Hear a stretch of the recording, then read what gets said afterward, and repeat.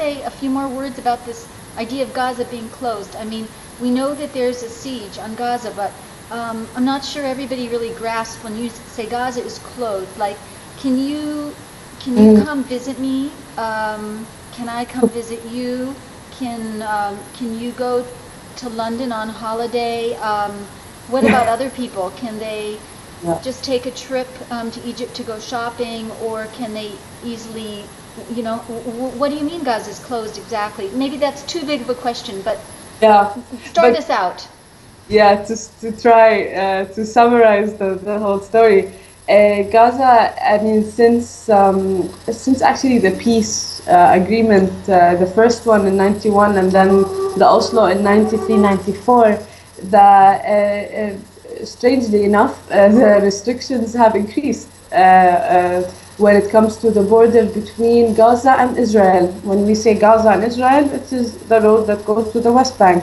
So it is the only gate that takes you to your family, your friends in the West Bank, in the other half of your country. So you know, I cannot visit you. I work in a place where I'm privileged to at least have a mechanism to apply for permits, but nevertheless, I don't easily get them. I was supposed to be, by the way, in the West Bank last week, and I did not get the permit. Hopefully, I'll try again.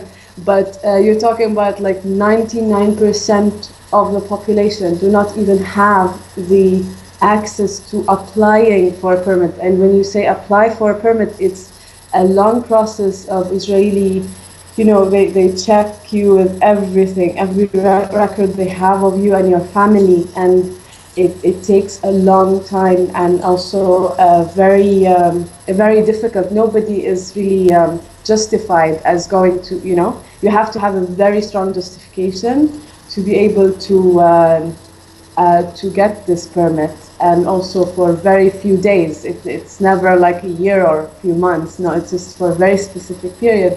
On the other side of the border, there is Egypt in the south.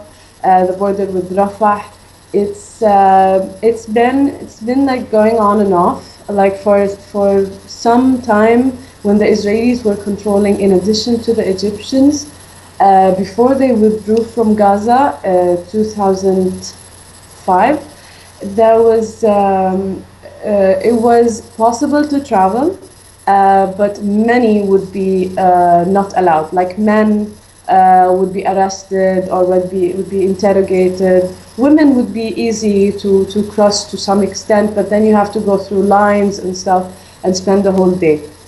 After that, when the Israelis withdrew, the Egyptians and from the Palestinian side, the Palestinians were controlling.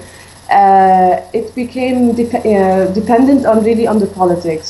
So during Mubarak, it was stable, but still the Egyptian intelligence would really make life not very easy for most of the youth. So if you're between 15 or 16 to 40 years old, you're not allowed to go in unless there's a very special arrangement being done. Go into Egypt. Yeah, to Egypt, exactly. As women, it was fairly easy, but lengthy process. Like, it would take hours of waiting at this bus, and then it takes you to another bus, and then you wait, and then you're uncertain if you will get in or not. Now, during the Muslim Brotherhood, it became a little bit easier, not that much easier. Yeah, it was open more hours, more frequently. After the July situation, with after Morsi left, after the Muslim Brotherhood were taken out of power, it became very complicated again, even worse than before. Unfortunately, we have no idea when the border is going to be open. Every week we speculate. The news comes out, yes, 3 days will be open for specific people, for specific purposes. So only if you have like the last few days of your visa in another country, you're able to leave. Only if you have a scholarship and it's going to really you're going to lose it. You can leave. You know, it's not like everybody can leave. So now, if I want to plan to go for a few days to the Red Sea, for example, I won't be able.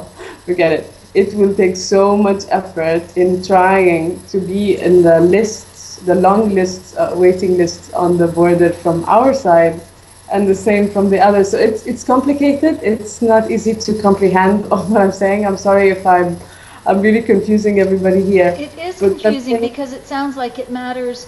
It matters who you are, it matters why you want to get out, and it matters when you're asking. Like, yeah, 2005 is different than 2006, today is different than next week.